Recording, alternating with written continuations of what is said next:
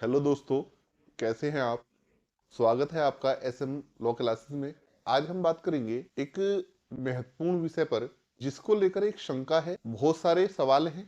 जैसा कि आप जानते हैं कि उत्तर प्रदेश में एसआईआर का काम चल रहा है और जो ये वर्तमान एसआईआर है, इसकी लास्ट डेट जो है वो 26 दिसंबर है। 26 दिसंबर को एसआईआर का कार्य बंद हो जाएगा।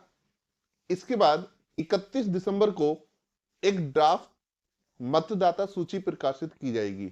31 दिसंबर 2025 से 30 जनवरी 2026 तक जो दावे हैं, जो आपत्ति हैं, उनको सुना जाएगा। इसके बाद 28 फरवरी को अंतिम मतदाता सूची जो है वो प्रकाशित कर दी जाएगी। जनरली ये तो देखा हमने एसआईआर, लेकिन अब एक सवाल है, ऐसे मतदाता जिनका नाम 2003 की वोटर लिस्ट में नहीं है, लेकिन वर्तमान एसआईआर में उनका मतदाता गणना प्रपत्र आया है, यानी कि एसआईआर फॉर्म आया है। तो अब सवाल यह है कि उनसे किस किस तरीके से दस्तावेज मांगे जाएंगे। जिनका 2003 की वोटर लिस्ट में नाम नहीं है, उनके पास दस्तावेज भी नहीं है, उनका क्या होगा? डिटेंशन सेंटर में डाल दिया जाएगा या दस्तावेज किस तरीके से मांगे जाएंगे? इसके लिए क्या प्रक्रिया होगी? ये बहुत सारे लोगों के सवाल हैं।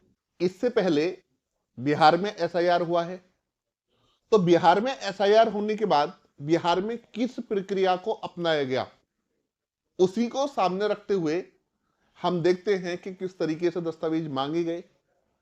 जिन लोगों के बिहार में जिनके पास कोई डॉक्यूमेंट्स नहीं मिला, उनके साथ क्या कार्रवाई हुई, इस चीज को आज हम समझने की कोशिश करेंगे। सबसे पहली बात, मैं इससे पहले भी स्पष्ट कर चुका हूं और मैंने बताया था कि वोटर लिस्ट नागरिकता का कोई प्रमाण नहीं है।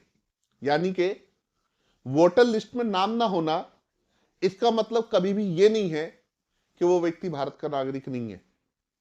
वोटर लिस्ट में नाम कई कारणों से नहीं हो सकता, उसके कई कारण हो सकते हैं। बहरहाल हम देखते हैं क्या हुआ।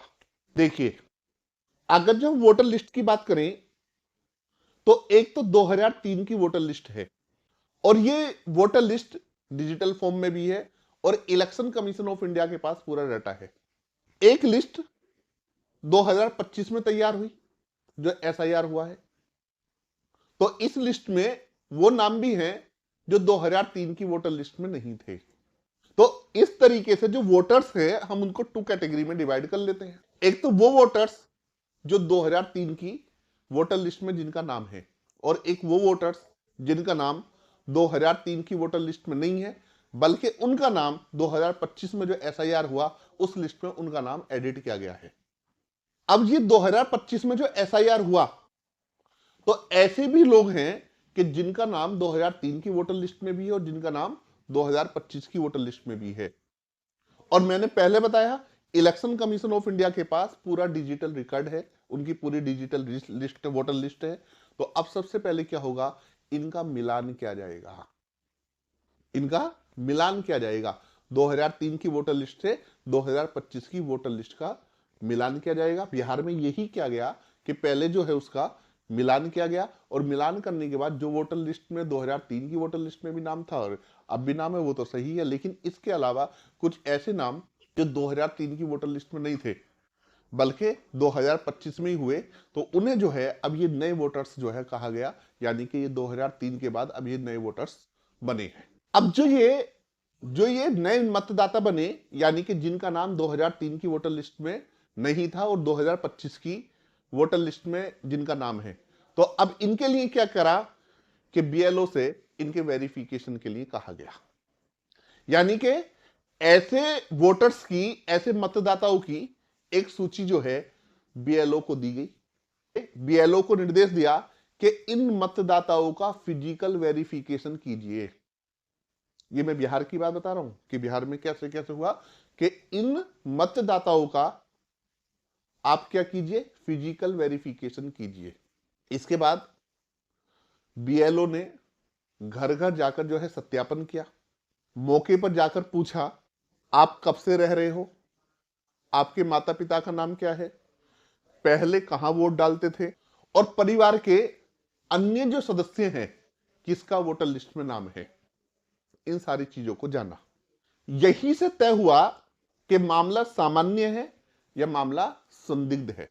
यानी कि जिस व्यक्ति का नाम 2003 की वोटर लिस्ट में नहीं था, अब 2025 में जो एसआईआर हुआ है, इस वोटर लिस्ट में इसका नाम है, किस आधार पर इसका नाम है, इसके परिवार के किन सदस्यों का नाम 2003 की वोटर लिस्ट में है, इसके आधार पर यह जाना कि मामला सामान्य है या मामला संदिग्ध है। अब यहीं पर अगर जब बीएलओ को लगा कि व्यक्ति सही है लेकिन इसके दस्तावेज सही नहीं है, तो बीएलओ ने मौखिक सूचना दी कि आपके जो भी डॉक्यूमेंट्स हैं, जो भी दस्तावेज हैं, तो वो दस्तावेज दिखाइए, वो दस्तावेज पेश कीजिए।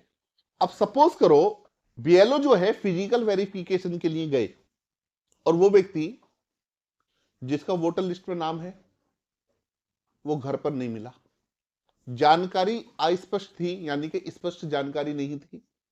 बीएलओ ने वेरिफिकेशन स्लिप या वेरिफिकेशन जो है नोटिस दिया, और जो ये नोटिस दिया बीएलओ ने कि आप वेरीफाई कीजिए आप वही व्यक्ति हैं, आपके बारे में जो संदिग्धता है, जो अस्पष्टता है, आप इस अस्पष्टता को दूर कीजिए। यहीं पर वेरिफिकेशन नोटिस जो उसको दिया गया है, जनरली यही एसआईआर नोटिस कहलाया।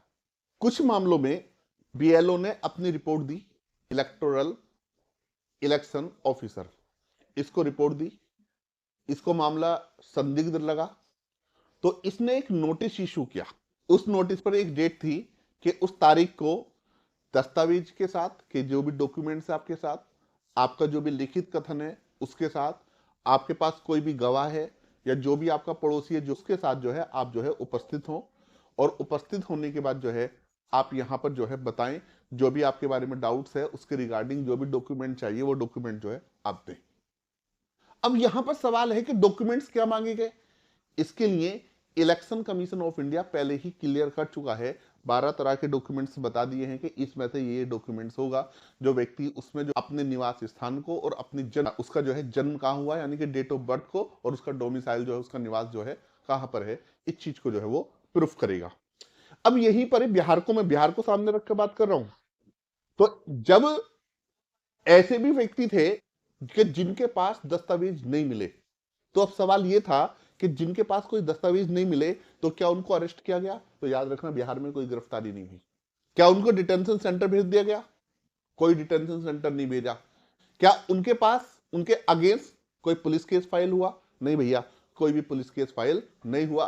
बस, और तो फिर क्या हुआ, जो ड्राफ्ट रोल है उनसे उसका नाम हटाने का प्रस्ताव पास किया गया कि वोटर लिस्ट से जो है इनका नाम जो है हटा दिया जाए, और फिर वोटर लिस्ट से नाम हटाने का प्रस्ताव करा, और साथ ही साथ उनको जो है एक टाइम दिया, एक अवसर दिया कि आपको जो भी ऑब्जेक्शन है, आपका जो भी क्लेम है, आप उसको जो है फाइल कर सकते हैं। तो जनरली ये मैंने आपको बिहार में जो एसआईआर हुआ उसी को बता दिया। इसी तरीके से संभावना है कि यूपी में भी यही प्रोसेस जो है फॉलो किया जाएगा, यही प्रोसेस जो है अपनाया जाएगा। इसलिए जो अफवाहें हैं उन पर ध्यान ना दें, जिस तरीके से डर का माहौल क्रिएट किया जा रहा है उससे बचें। मैंने पहले भी बताया कि वोटर लिस्ट जो है वो कोई नागरिकता का सबूत नहीं है, या कि अगर जो वोटर लिस्ट में नाम नहीं है तो आप भारत के नागरिक नहीं है। वोटर लिस्ट में कई कारणों से नाम नहीं हो सकता। इसके बावजूद भी अगर जो किसी की कोई शंका है, कोई सवाल है, तो मुझे कमेंट्स भी कर सकते हैं। मेरा डिस्क्रिप्शन में कॉन्टैक्ट नंबर भी है, आप उस नंबर पे जो है मुझे कॉल भी कर सकते हैं। मिलते हैं फिर एक नई वीडियो के साथ, जब तक के लिए जय हिंद, जय भारत।